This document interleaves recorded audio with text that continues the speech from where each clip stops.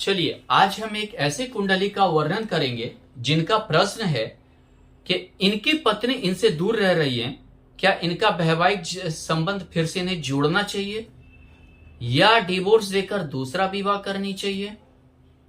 इनके भाई से और पिता से नहीं बनती है, उनके लिए क्या करें, क्या ये धार्मिक रास्ते को अपनाएं। इनका जन्म 10 अक्टूबर 1987 है, 11:55 रात में है, गढ़वा झारखंड है। सबसे पहले ये कर्क लग्न की कुंडली है, वृष राशि है, यानी ये समझिए अगर लग्नेश एकादश भाव में यहां चंद्रमा उच्च का है तो यह महत्वाकांक्षी ज्यादा बनाता है। ऐसे व्यक्ति महत्वाकांक्षी ज्यादा होते हैं। कृत्तिका नक्षत्र सूर्य के नक्षत्र का है तो महत्वाकांक्षा बहुत तीव्र होता है। ये समझिए हर चीज ये प्राप्त करना चाहते हैं। चंद्रमा थोड़ा भावुक भी होता है। अगर ऐसे जातक या जातिका को नहीं मिलता है तो वो भावुक हो जाते हैं, जल्दी भावुक हो जाते हैं। और चंद्रमा शुक्र वगैरह में थोड़ा सा क्या है कि मंगल में ये सब में सब्र नहीं होता है, ये सब्र नहीं कर सकते हैं, ज्यादा देरी नहीं होनी चाहिए। दूसरी चीज क्या है कि यहां पर अगर हम क्वेश्चन पे आए तो सबसे पहली बात क्या है कि यहां पर दसम भाव में गुरु है, चतुर्थ भाव में सौग्री शुक्र है, यानी पंच महापुरुष में से एक योग मालवीय योग बना रहा है, साथ में बुध स्थित है। तीन शुभ ग्रह केंद्र में स्थित है।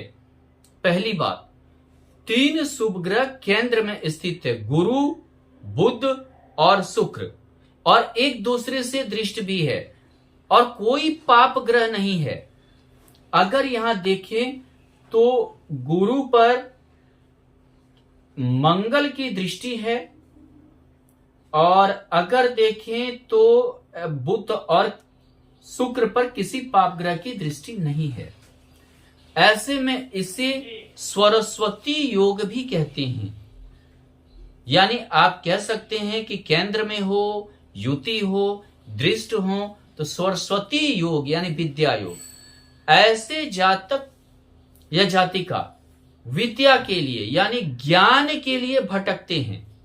ये हमेशा धर्म का ज्ञान हो, कर्म भाव में गुरु है तो धर्म का ही ज्ञान अर्जित करेंगे, यानी कर्म धर्म वाला करेंगे। तो ये ऐसे जातक धर्म के ज्ञान की ओर भटकाव भी रहता है। हालांकि भटकाव नहीं कह सकते हैं, सरस्वती योग के कारण इन्हें काफी धर्म में रुचि रहता है, ये काफी ज्ञान अर्जित करते हैं, उस ओर ज्यादा इनका झुकाव रहता है।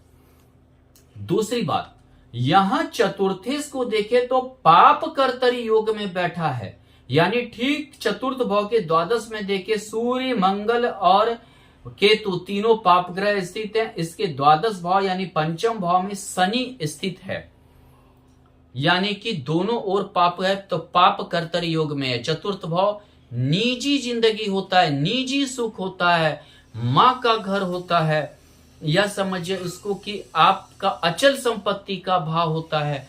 तो ऐसे जब पाप कर्तरी में बैठ जाए तो निजी जिंदगी का सुख नहीं हो पाता है।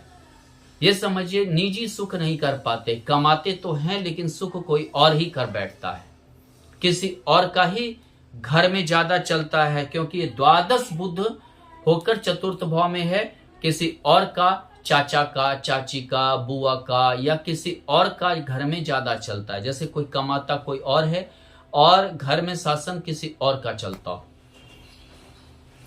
तो यह मालवीय योग है, पंच महापुरुष में से मालवीय योग है, यानी कमाने का योग है, भौतिक सुख का योग है, दोनों चीज देगा शुक्र, बुध भी है तो देगा ही।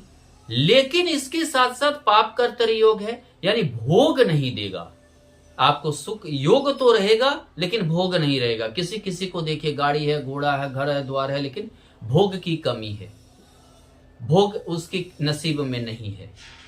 तो वैसे आपको भोग की कमी को दर्शाएगा, भोग की कमी को देगा। पहली बात, आप ज्ञान के लिए भटकेंगे। गुरु सस्टेस होकर भी यहां पर है, यानी संघर्ष भी, दसम भाव में संघर्ष भी आप ज्ञान के लिए करेंगे। अगर देखें तो भाग्येश होकर है, यानी कर्म भाव में है, धर्म कर्माधिपति योग, यानी कि आप धर्म की ओर ज्यादा अपने भाग्य को, कर्म को धर्म से ज्यादा जोड़ेंगे।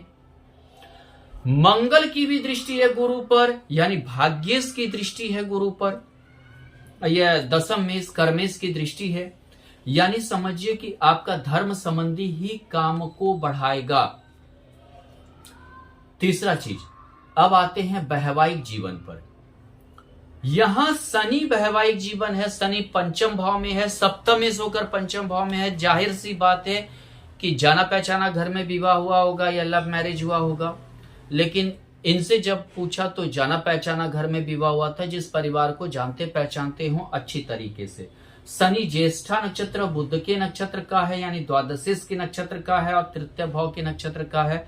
कर्क लग्न वाले के लिए बुध योगकारी नहीं होता है। जाहिर सी बात है, चतुर्थ भाव में होकर बुध यानी नक्षत्र स्वामी होने के कारण सुख नहीं दिया, वैवाहिक जीवन का सुख। पंचम भाव प्रेम का भी है, शनि प्रेम होने नहीं देता है। शनि की तृतीय दृष्टि को देखें तो सप्तम भाव पे है, यानी पति पत्नी के बीच में शनि प्रेम ही नहीं होने दिया, भावना ही उत्पन्न नहीं होने दिया, भावना की कमी हमेशा रहा, भावना आया ही नहीं, पति पत्नी वाला कोई ऐसा भावना नहीं आया। दूसरी बात क्या है कि यहाँ लग्नेश चंद्रमा को देख रहा है, विष योग बना रहा है, चंद्रमा शनि एक दूसरे से दृष्ट है। विष योग के कारण वैवाहिक जीवन बहुत ही डिस्टर्ब रहा, बहुत ही परेशानी भरा हुआ रहा, क्योंकि लग्नेश है, यानी कि मानसिक परिदृश्य को शनि हानि पहुंचाया। विवाह के बाद मानसिक दिक्कतें आने लगी, मानसिक परेशानी आने लगी, जो है ऐसा स्थिति हो गया। तीसरा इनका प्रश्न ये है कि भाई और पिता से, ठीक है, यहां देखिए तो सूर्य मंगल भाई के घर में है, छोटे भाई बहन के घर में है। अब देखिए कि यहां से सूर्य मंगल यानी दोनों अग्निकारक ग्रह, साथ में केतु, इसी के लिए लगाव नहीं रहा। यहां दशम में पिता का जो है बहुत, सूर्य चंद्रमा के नक्षत्र में है, चंद्रमा सूर्य के नक्षत्र में है, मंगल जो है सूर्य के नक्षत्र में है, केतु सूर्य के नक्षत्र में है, जिससे पिता से मतभेद पैदा किया। षष्टाष्टक योग में है दसम भाव से, पिता से मतभेद रहा। ऊपर से भाई बहन तृतीय भाव, यानी केतु क्या है, कितना भी कर दीजिए लेकिन आपका कोई नाम नहीं लेगा, यश नहीं होगी। सूर्य केतु अगर एक साथ हो गया, यश की भी कमी पैदा कर देगा, आपको यश नहीं देगा। आप चाहे भाई बहन के लिए लाख मर जाइए, कट जाइए, कुछ हो जाइए, आपको यश या प्रतिष्ठा की कमी होगी। अब चलते, क्या वैवाहिक जीवन में इन्हें पुनः लौट जाना चाहिए? कोई फायदा नहीं है। गुरु की महादशा चल रही है, आप ज्ञान की ओर ही अर्जित करेंगे। 2023 8वें महीने से आप ज्ञान के लिए ही भटक रहे हैं। और यहां पर देखें तो गुरु अश्विनी नक्षत्र केतु का है, तो वैवाहिक जीवन अच्छा नहीं ये करने देगा। हालांकि दूसरा विवाह भी आप मत कीजिए, लेकिन पहला विवाह भी आपका ठीक नहीं गुजरेगा, लेकिन कोशिश कीजिए। लेकिन हम जहां तक कुंडली आपकी बता रही है वो ठीक नहीं गुजरेगा।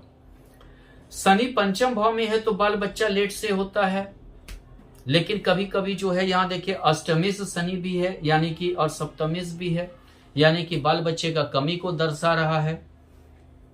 नौमांस कुंडली को अगर आप देखें तो नौमांस में जो है शनि सप्तम भाव में आ गया है। वर्गोत्तम कुंडली है, यानी जल्दी डिवोर्स तो नहीं होगा, लेकिन सप्तम भाव में शनि आ गया है, जो बाल मतलब ये समझिए कि वैवाहिक जीवन को खराब करेगा और आपके वैवाहिक जीवन हमेशा डिस्टर्ब ही रहेंगे। दूसरी चीज क्या है, गुरु वर्गोत्तम है, तो हमेशा आप नौमांस में गुरु वर्गोत्तम होने के कारण ज्ञान के पीछे ही पागल रहेंगे और हमेशा जो है धर्म कर्म या समझिए कि पूजा पाठ इसी चीजों में आप लगे रहेंगे, इसी चीजों का ज्ञान ज्यादा अर्जित करेंगे। हालांकि आप व्यापार में भी बढ़ सकते हैं, व्यापार में भी तरक्की कर सकते हैं। व्यापार में शनि आपको अचानक धन की योग तो बनाएगा, यानी वैवाहिक संबंध बढ़े, वैवाहिक जीवन भले अच्छा ना हो, लेकिन शनि धन के लिए अच्छा है, धन के लिए आपका खराब नहीं है। धन्यवाद।